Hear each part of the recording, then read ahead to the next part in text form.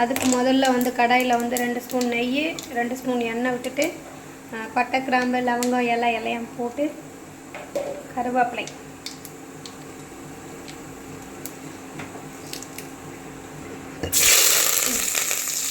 போட்டு இப்போ ஆனியன்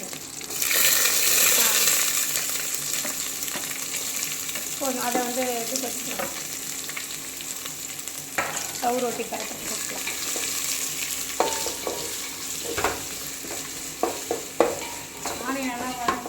ஜல்லி பண்ணிட்டோட இருக்கேன் தக்காளி போட்டுட்ருக்காங்க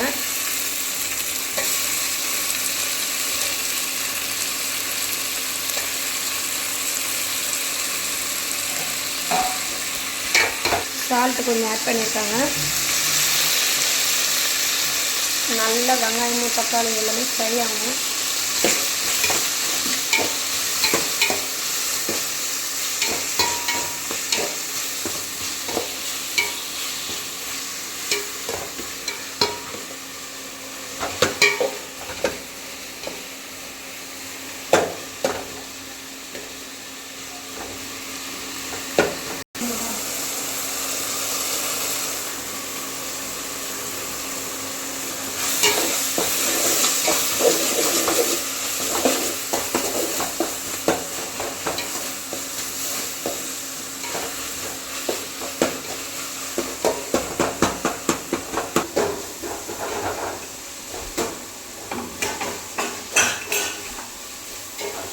இது வந்து குக்கரில் வேக வச்ச மட்டனுங்க நல்லா விசில் விட்டு ரெடியாக வச்சுருக்கோம்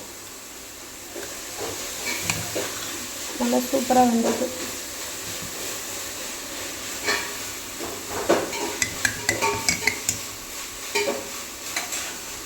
புதினா கொத்தமல்லி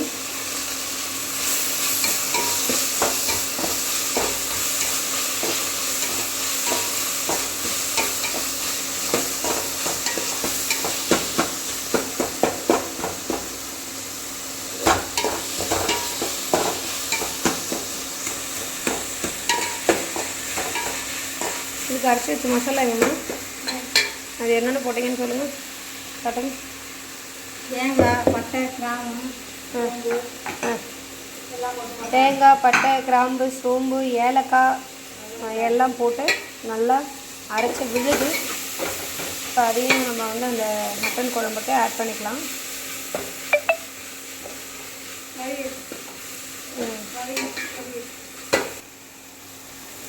பார்த்து ஸோ மட்டன் எடுத்து அதில் வேக வச்ச அந்த கறி தண்ணியோட ஆட் பண்ணிடலாம்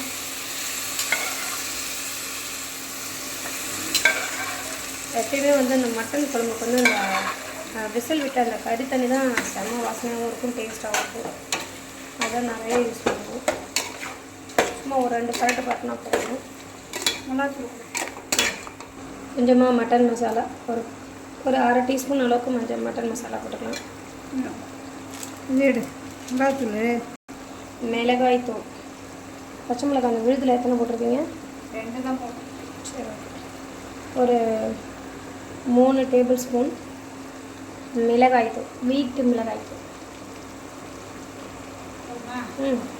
பெருங்காயத்தூள் மட்டன் தண்ணியை அதில் ஆட் பண்ணியாச்சு ஒரு கொதி வந்தோடனே நம்ம அதில் மசாலாவே ஆட் பண்ணிடலாம் கொஞ்சமாக மட்டன் குழம்புக்கு தயிர் மிளகாத்தூள்லாம் சேர்த்தால தண்ணி சேராது மட்டன் குழம்பு நல்லா ரெடி ஆகிட்டுருக்கு இது நல்லா ஒரு கொதி வந்ததுக்கப்புறம் தேவையான அளவு தண்ணி அப்புறம் தான் ஆட் பண்ணலான்னு அம்மா சொல்லுவாங்க ஸோ இப்போ நல்லா உப்பு காரம் மசாலாவோட மட்டன் வந்து ஒரு கொதி வரட்டும்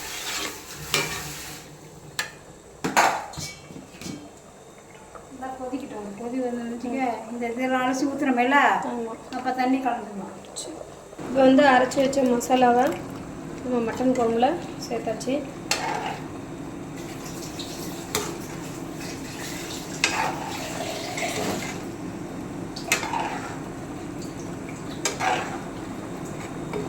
நல்லா கொதிக்கணும் தேவையான அளவு தண்ணி கலந்துக்கணும் போதுமா நாய் குட்டியா அது இப்போதான் ஒரு சூப்பராக நினைக்கிறீங்க.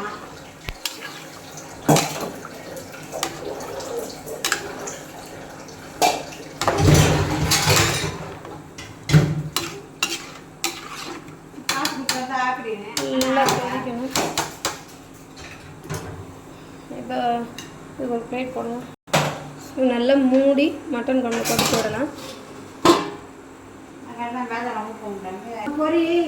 மட்டன் குழம்பு வந்து நல்லா தப்ப தப்புன்னு சூப்பராக கொதிச்சிட்டு ஃப்ரெண்ட்ஸ்.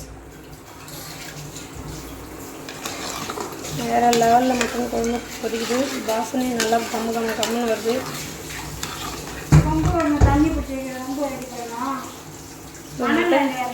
இருங்க, மட்டன் நல்லா சூப்பராக வந்திருக்கு.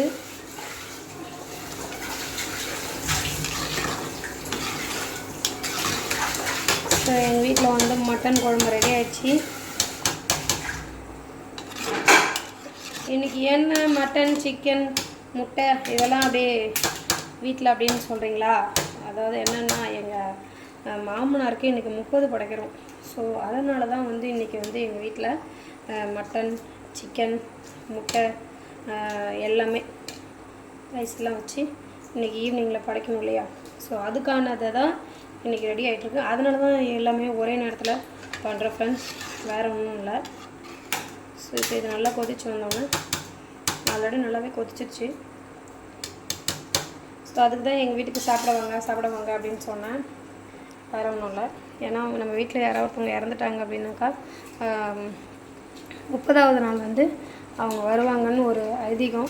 ஸோ அன்றைய தினத்துக்கு நம்ம வந்து அவங்களுக்கு பிடிச்சதெல்லாம், அதாவது அவங்களுக்கு பிடிச்சதுன்னு நம்ம சொல்கிறோம். ஆனால் அதை சொல்ல இருக்கும்போது ஒரு காலத்தில் ஒரு சிலர் ஜீவன்கள் ஒரு வேளை கஞ்சி ஊற்ற மாட்டாங்க, நம்ம இறந்ததுக்கப்புறம் எல்லாம் பண்ணுவாங்கன்னு சொல்லுவாங்க. நான் அதுதான் சொல்லுவேன், எல்லாத்தையும் அதான் நான் திட்டுவேன். ஸோ இருந்தாலும் இதெல்லாம் பண்ணி வச்சு அவங்கள படைச்சி அவங்களுக்காக மனசார பிரார்த்தனை பண்ணோம் அப்படின்னா அவங்க வந்து வீட்டுக்கு வருவாங்க அப்படின்னு ஒரு ஐதீகம் சொன்னாங்க. ஸோ நம்பிக்கை தானே எதுவுமே வாழ்க்கை. ஸோ நம்பிக்கையோட என்னுடைய மாமனார் வந்து இன்றைக்கி எங்கள் வீட்டுக்கு வருவாங்க அப்படின்னு சொல்லி பிரார்த்தனையோடு நாங்கள் நம்பி இன்றைக்கி வந்து இதெல்லாமே நாங்கள் செஞ்சுருக்கோம் ஃப்ரெண்ட்ஸ். இந்த பாருங்கள், எங்கள் அம்மா முட்டை உரிச்சிட்ருக்காங்க. முட்டை ரெடி ஆகிட்டுருக்கு. ஸோ இவ்வளோ தான், வேறு ஒன்றும் இல்லை. இதுக்காக தான் எங்கள் வீட்டில் ஒரே நேரத்தில் சிக்கன், மட்டன், பெரிய பானையில் ரைஸு எல்லாம் ரெடி ஆகிட்டுருக்கு. வேறு ஒன்றும் இல்லை ஃப்ரெண்ட்ஸ்.